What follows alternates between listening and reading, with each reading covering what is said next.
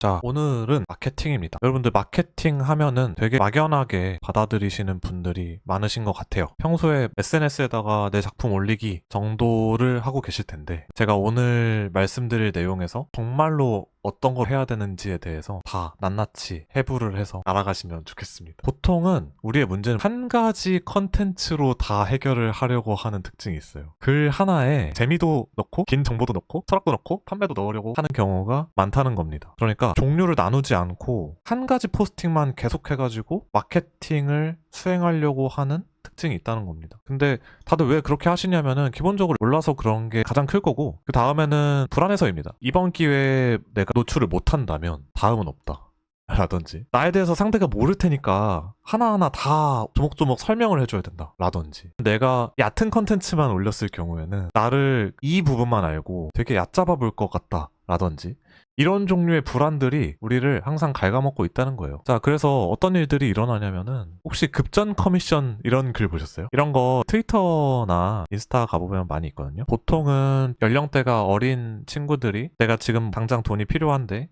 그림을 사줄 사람을 구한다, 그런 식의 글이죠. 근데 사실은 그건 네 사정이지, 너가 급하다고 해서 내가 사줘야 되는 건 아니잖아요. 이런 거라든지, 일기 같은 콘텐츠, 나 오늘 이랬다? 갑자기 점심 메뉴 올리고 이런 거, 그런 거는 마케팅이 아니죠. 그거를 보는 내가 얻는 이득이 뭔지가 명확해야 된다는 겁니다. 너무 전문적인 콘텐츠, 세상에 레벨이 1부터 10까지 정도가 있다고 봅시다. 보통 우리가 일상적으로 이야기를 나누는 주제는 1레벨에서 3레벨 정도라고 보면요, 너무 전문적인 콘텐츠, 진짜 업계에서 시니어급으로 근무를 하고 있는 사람들만 이해를 하고 도움을 받을 수 있는 콘텐츠였다고 합시다. 그거는 8레벨에서 10레벨인 거예요. 그러니까 일상적인 대화로 통용이 될 수 없는 것들, 이거를 발행을 하는 게 잘못됐다는 게 아니라 이것만 한다는 거예요. 아까도 말씀드렸죠? 하나만 하려고 해서 문제가 된다는 건. 그래서 너무 전문적인 콘텐츠만 발행을 하다 보니까 아무도 안 봐. 이런 것들이 마케팅의 문제가 되겠고요. 우리가 한 글에 의도가 여러 개가 있으면은 신뢰가 깎인다는 거예요. 이거는 예를 들어 여러분들이 10년지기 친구가 있다고 칩시다. 근데 맨날 만나서 하는 거 PC방 가고 술 마시는 거예요. 근데 그 친구가 갑자기 만나가지고 스터디 카페에 가서 같이 미래를 위한 공부를 하재요. 뭐라고 반응할 것 같아요? 개소리 하지 말라고 하겠죠. 올해 공부는? 이런 반응이 나올 거예요.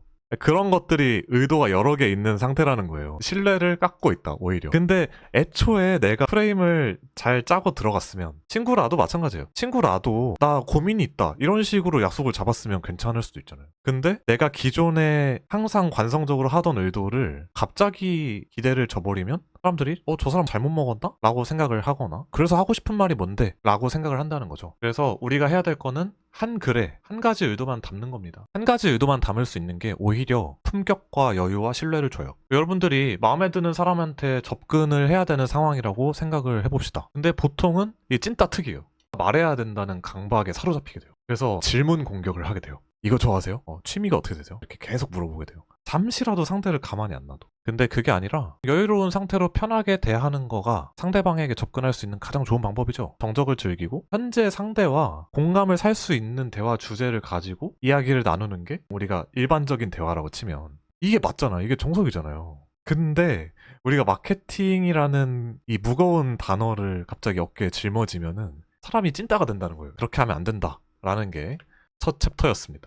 문제 제기를 했으니까 해결법도 알아야겠죠. 해결법은 답은 3층 구조에 있었습니다. 컨텐츠를 세 종류를 만들어야 된다는 소리입니다. 1층부터 들어가 보죠. 1층은 라이트 콘텐츠입니다. 유동인구가 많은 길목에 들어가야 돼요. 이거 많이들 하는 얘기예요. 저한테 컨설팅 오시는 분들 보면은 다 어떤 느낌이냐면, 일러스트 학원을 내가 만약 다닌다? 그러면은 학원에서 팬아트를 그려가지고 팔로워를 모으래요. 거기서 말하는 그 팬아트를 그려서 사람을 모아라가 라이트 콘텐츠거든요. 라이트 콘텐츠의 목적은 이겁니다. 관심을 발생을 시키는 거예요. 라이트 콘텐츠의 목적은 관종이 되는 거다. 그래서 신규 유입을 확보하는 거예요. 이게 제일 중요해. 나를 이미 알고 있는 사람들한테 또 전달하는 게 아니라, 이 세상에는 나를 아는 사람보다 모르는 사람이 압도적으로 많잖아요. 그 사람들을 나를 아는 사람으로 만드는 게 목표입니다. 그래서 어떤 걸 해야 되냐? 우리가 갑자기 친구가 되려고 어려운 말 하지 않죠? 그래서 친구 되기, 즐기기, 편해지기, 이게 목적이에요. 자, 그래서 특징이 뭐냐? 판매를 하면 안 됩니다. 갑자기 모르는 사람한테 가가지고 혹시 죄송한데 마음에 들어서 그러는데 전기장판 하나 사실래요? 라고 하진 않잖아요. 그런 식으로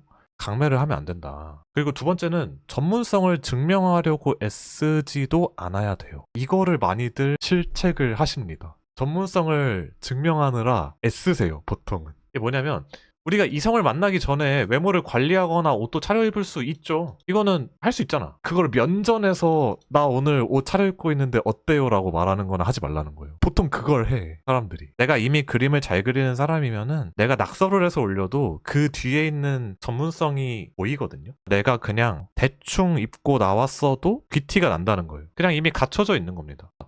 나한테 없는 거는 내가 지금 애쓴다고 생기는 것도 아니고 나한테 있는 게 뽐내지 않는다고 없어지는 것도 아니에요. 그거를 항상 명심하시면 좋겠습니다. 그리고 마지막으로는 가볍고 흥미, 공통 주제 찾기 이런 거를 중심으로 대화를 이끌어 나가야 된다는 거죠. MBTI 같은 이야기 많이 처음에 하잖아요. 예전에는 뭐 혈액형 이야기도 많이 했었죠. 요즘에는 두쫑쿠 같은 이야기도 많이 할 수 있을 거고 아니면 올림픽 시즌이니까 올림픽 이야기도 할 수 있겠죠. 그런 것들이 있겠습니다. 그래서 예시인데요. 최근에 되게 유튜브에서 흥미로운 이벤트들을 많이 봐가지고 충격적이었어. 갑자기 쇼츠를 내리다 보니까 이게 뜬 거예요. 이분이 치과 의사분인데 체인소맨 레제에게 작가가 준 선물 2가지인데 병원 채널인 거예요. 이분이 굉장히 덕력이 심오하시더라고요. 그냥 마케팅에 조예가 없는 사람 입장에서 봤을 때는 그냥 왜 이렇게 했지? 의도도 짐작이 안 가고 그래서 결국에 저게 병원에 어떻게 이득이 되지? 이게 계산이 안 된단 말이에요. 대단하다고 생각을 했고 그 다음에 셜록 현준 채널이죠. 여기도 교수님이 갑자기 진격거 이야기를 하시는 그런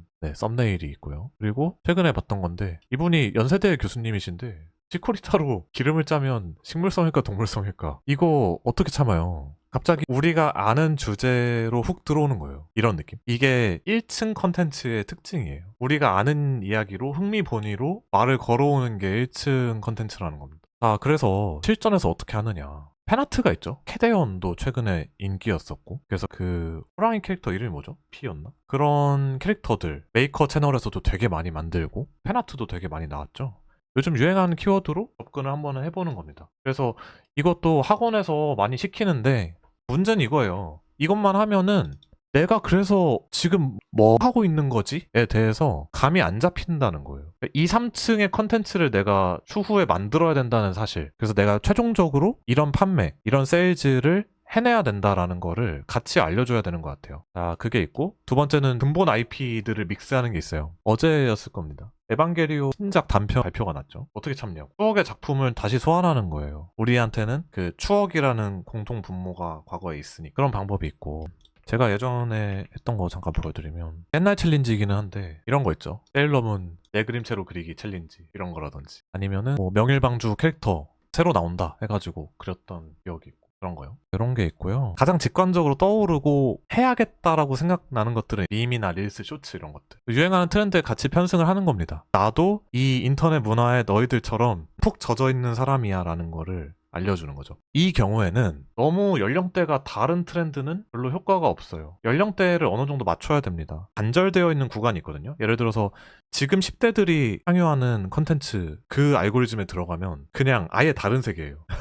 저는 지금 30대이기 때문에 완전히 동떨어져 있거든요. 제가 갑자기 10대를 타겟팅을 할 수도 없고 해서 그 계층이 구매력이 있지도 않잖아요. 그런 느낌이에요. 내 타겟층을 잘 생각해야 됩니다. 그래서 이거를 가장 잘하고 있는 사람이 제가 보기에는 코딩애플님인 것 같아요. 범상치 않죠? 여고생입니다 라고 시작을 합니다. 당연하게도 이분 여고생이 아니시고요. 코딩이나 최신 AI 트렌드 같은 거를 알려주시는데 그냥 이쪽에 관심 없는 사람도 틀어놓고 그냥 쭉 보다 보면 재밌어요. 그래서 그냥 보게 되는 그런 채널이고요.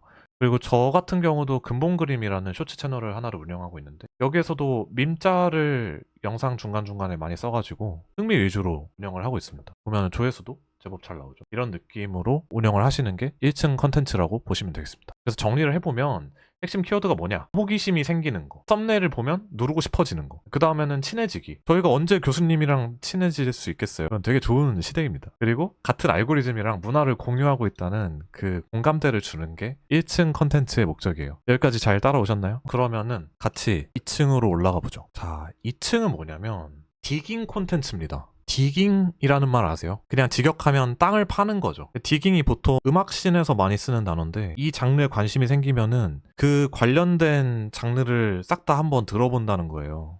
이쪽 분야는 이런 느낌이구나 라고 내가 파악을 하려고 조사하듯이 듣는 느낌인 거죠. 무료 심층 자료를 던져준다라고 생각하시면 됩니다. 그래서 2층은 어떤 목적이 있냐? 여기서부터는 제대로 들어가요. 신뢰를 형성도 해야 되고요. 검증도 돼야 되고. 이 사람이 계속 남아있었으면 좋겠다. 만약에 여러분들이 좋아하는 유튜버가 있는데 그 유튜버가 오늘 갑자기 활동을 중단한다고 생각해보세요. 그러면은 아쉬운 것들이 떠오르잖아요. 그 아쉬움이 가치거든요. 그겁니다. 그래서 어떤 특징이 있냐? 여기까지도 무료입니다. 무료여야 돼요. 아직 판매를 하면 안 돼요. 2층까지 와도. 깊이가 있어야 돼요. 여기서 많이들 그르친다. 내가 왜 이거를 공짜로 다 내줘야 되지? 나는 이거를 피땀 흘려서 고통받아 가면서 배웠는데 왜 난 이거를 공짜로 풀어야 되지? 무료라고 해서 가치 없는 이야기만 하면은 여러분 신뢰가 생길까요? 당연히 안 생기겠죠. 진짜로 쓸모 있는 거를 줘야 됩니다. 우리의 목표는 내가 갖고 있는 거 잔뜩 풀어줘도 그거 따라해가지고 내 경쟁력을 위협하는 사람은 진짜 10,000명에 1명밖에 없어요. 10,000명에 1명도 많다. 한 50,000명에 1명쯤 있는 것 같아요.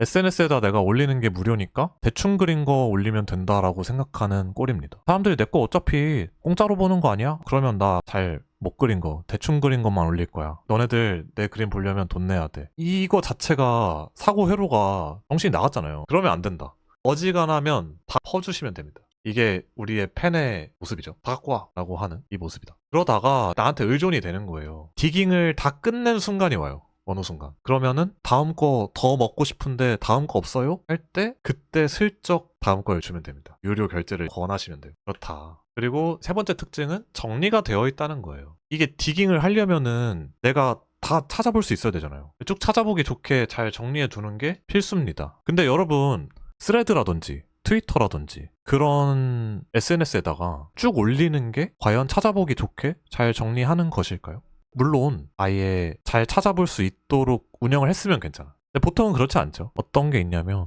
우리가 게임을 해보면은 이거 다음에 저거 하세요. 이게 다 가이드가 되어 있잖아요. 근데 무더기로 잔뜩 있는 거에서는 우리가 쉽게 흥미를 잃어버려요. 그래서 잘 정리를 해두는 게 좋다는 겁니다. 자, 예시에는 어떤 게 있냐면요. 이거는 제 실제 상세 페이지인데요. 제가 버튜버 모델 작업을 정리해둔 포트폴리오 사이트예요. 이렇게 딱 들어가면 대충 이런 거 하시는구나 하고 한눈에 딱 들어오는 거죠. 그리고 이거는 저희 수강생분 페이지인데 포스트 타입에다가 이렇게 만화를 계속 업로드를 하고 계세요. 근데 여기에서 더 관심이 있으면은 개별 구매도 가능하고 멤버십 신청도 가능하죠. 근데 일단은 그거 이전에 정리가 돼 있다는 거예요. 내가 이분 거 만화를 다 보고 싶으면은 여기 들어와서 시리즈를 누르면 다 뜨니까 그거를 구매할지 말지는 다음 얘기라는 거죠. 그런 게 있고 그래서 블로그 카페까지도 괜찮아요. 여기는 원래 목적이 아카이빙을 하는 거기 때문에 카테고리도 나누고 게시판 이름도 정하고 그럴 수 있잖아요. 그런데 디스코드는 안 됩니다. 요즘 디스코드를 많이들 활용을 하시는데 디스코드는 진짜 채팅창이에요. 여러분들 카톡 단톡방에서 아카이빙을 하지 않잖아요. 그런 느낌이에요. 여기는 활동을 하기 위한 곳이지. 여기서는 어떤 게 중요하냐면 2층에서 중요한 거는 반박을 해결해 주는 게 중요합니다. 이거를 우리가 마음속에 이 질문을 하면서 본다는 거예요. 첫 번째, 이 사람 진짜인가? 이 사람 얼마나 진정성이 있지? 어떤 경로를 거쳐서 지금의 활동을 하고 있지? 이 사람 컨셉 아니야? 이런 거 요즘 유행이니까 컨셉으로 거칠에만 비슷하게 하는 거 아니야? 자기 철학이 있나 없나를 본다는 거예요. 이거는 스토리텔링으로 어느 정도 확보가 됩니다. 나는 예전에 이렇게 살아왔었고 그래서 이걸 좋아하는데 그래서 이걸 하게 됐다. 이런 거죠. 그리고 만약에 작업, 특히나 여러분들이 외주, 커미션, 취업 이런 거를 목적으로 콘텐츠를 발행하고 계시다면은 작업을 맡길 수 있는가가 제일 중요해요. 여러분들한테 일을 맡길 사람들이 여러분의 정리된 콘텐츠를 보고 맡길지 말지 결정하는 거는 결국에 여러분의 작품이 얼마나 세련되고 이쁜가가 아니라 어떤 문제 해결 경험을 드러내고 있는가예요. 나 이거를 하고 싶었어. 근데 이게 안 풀렸어. 그래서 이렇게 해결했어가 다 있어야 돼요. 결국에는 일을 같이 한다는 거는 우리 프로젝트의 문제를 이 사람이 알아서 잘 해결할 수 있는가입니다. 그거를 계속 드러내주면 좋겠죠? 내가 지금 취준생이다. 그러면은 애니메이션을 하는데 이 부분이 좀 자연스럽지 않았다.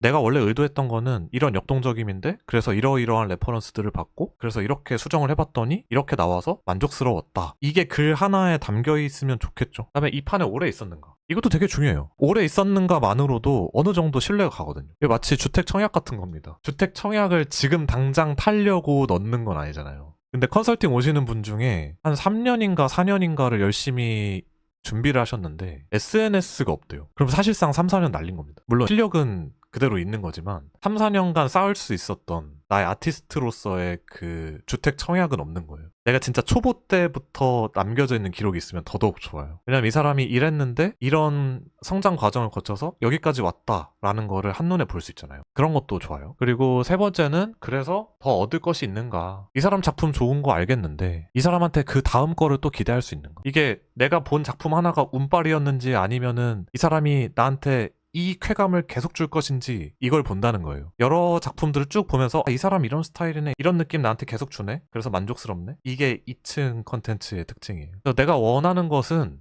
결국에는 이 사람만이 가지고 있는 것이라서 이 사람이 나한테 생산해주지 않으면 안 돼 라는 생각이 든다는 거죠. 이건 2층 컨텐츠는 아니지만 제가 북미에 진출을 할 때 처음에 어떻게 전략을 세웠었냐면, 제가 아는 그 지인들한테 스케치로 이렇게 디자인 시트를 그려줬어요. 그렇게 해가지고 한 10명쯤 그려줬거든요. 다들 만족을 하는 거예요. 근데 제가 유니크함으로 밀어붙였던 게 이렇게 크리처 속성이 있는 미소녀를 그려주는 거예요. 그렇게 해가지고 초반에 내가 크리처가 결합되어 있는 미소녀 디자인이 필요하다면 이 사람한테 가야 되는구나, 이 사람만 이 느낌을 줄 수 있구나 라는 거를 초반에 많이 각인을 시켰던 기억이 나고요. 그런 식으로 검증을 한다라는 겁니다. 여기까지가 2층 컨텐츠였는데요. 2층 컨텐츠 정리가 되시나요? 1층보다는 조금 어려운 내용인데 이해가 되셨을지 모르겠습니다. 이거를 끝까지 다 들으시는 분들은 상위 1%? 아니야, 상위 0.1% 정도 되는 것 같아요. 그러면은 3층 마지막 판맥을 얘기해 보겠습니다. 2층까지 보냈으면은 마지막에는 결국에는 나를 팔아야 됩니다. 세일즈를 하셔야 돼요. 목적은 무조건 세일즈입니다. 팔아야죠. 여기까지 왔는데. 팔로워만 모으려고 하는 모든 피상적인 행동들은 마케팅이 아닌 거죠. 여러분이 원하는 매출을 못 얻었다면, 여러분들의 팬을 모집하는데 실패했다면, 여러분들의 외주처가 여러분들의 이 세일즈 글을 보는데 실패했다면 결국에 마케팅은 무효인 겁니다. 그래서 판매글의 목적은 바로 결제가 가능해야 돼요. 내지는 외주나 커미션 문의라고 치면은 바로 이메일을 넣을 수 있어야 되고, 커미션 같은 경우는 바로 신청을 할 수가 있어야 되고, 강의면은 바로 결제해서 지금 당장 볼 수 있어야 되고, 그런 것들이 판매글이 가지고 있어야 되는 가장 핵심적인 가치예요.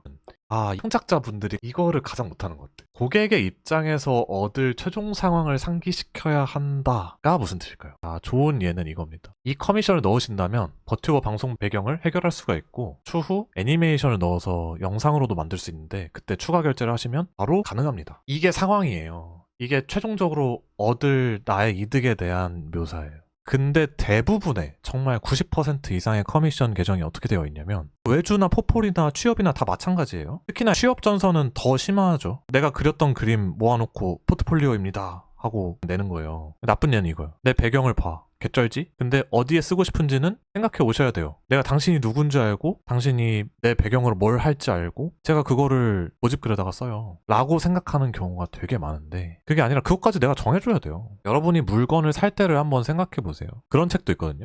고객의 95%는 자기 의지로 물건을 사지 않는다라는 책도 있어요. 보통은 이렇게 되면 개쩔겠죠 라고 설득을 하는 거죠. 근데 대부분의 창작자들이 이거를 못해서 1, 2층을 다 해도 여기서 못 파는 경우가 많다라는 겁니다. 파소나 기법이라는 게 있는데요. 이건 어디서 나오는 거냐면, 간다마 사노리라는 일본의 마케터가 있는데 그분이 쓴 책에 나오는 세일즈 기법이에요. 이거 궁금하신 분은 저희 카페에 보면, 카페에 제가 길게 적어놓은 글 하나가 있어요. 요 글에 보시면은 아래쪽에 세일즈 파트에 이 내용이 있거든요. 근데 제가 여기서 다 설명하기엔 너무 긴 내용이라서 이 부분은 궁금하신 분들은 이 링크에 들어가서 보시면 되겠습니다. 그래서 주의할 점은 이거예요. 1층 컨텐츠에다가 3층 컨텐츠를 바로 붙이지 마세요. 갑자기 친구 사이인데 프로포즈 하는 거랑 똑같아요. 갑자기 프로포즈를 하면은 당황스럽겠죠. 더군다나 그 프로포즈가 성사되지도 않겠죠. 그런 겁니다. 1층은 항상 2층 컨텐츠로 유입하기 위한 목적이고, 2층에 있는 컨텐츠들을 보다 보면은 자연스럽게 3층에 있는 컨텐츠를 발견해야 돼요.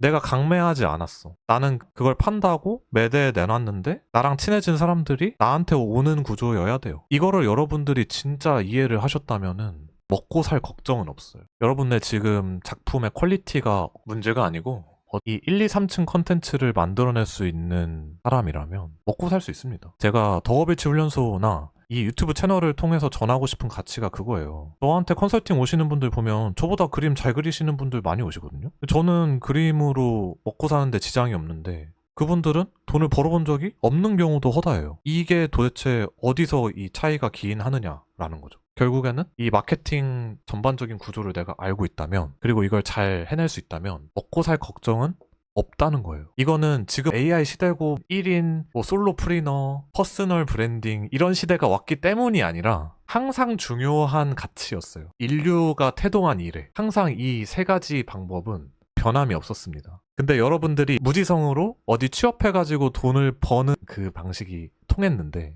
지금은 자꾸 회사 입장에서 취업을 하려고 하는데도 마케팅을 해오래. 자기 브랜딩을 해오래. 사업을 하려고 해도 내 브랜딩이 필요해. 지금은 더 이상 그거를 눈 감고 아웅할 수 있는 시대가 아니라는 거예요. 아시겠죠? 이거를 다르게 하는 방법도 있기는 한데요. 그건 뒤에서 또 알려드리겠습니다. 자, 그래서 여러분들이 조심하셔야 되는 거는 반드시 순서가 있다는 겁니다. 우리가 사람을 만날 때도 만나서 호감도 생기고 썸 타고 연애하고 결혼하고 가듯이 내가 뭔가를 파는 과정은 호기심, 가치, 신뢰, 돈이라는 거예요. 이 중간에 하나라도 빼먹으면은 뒤에 거가 쌓이지 않아요.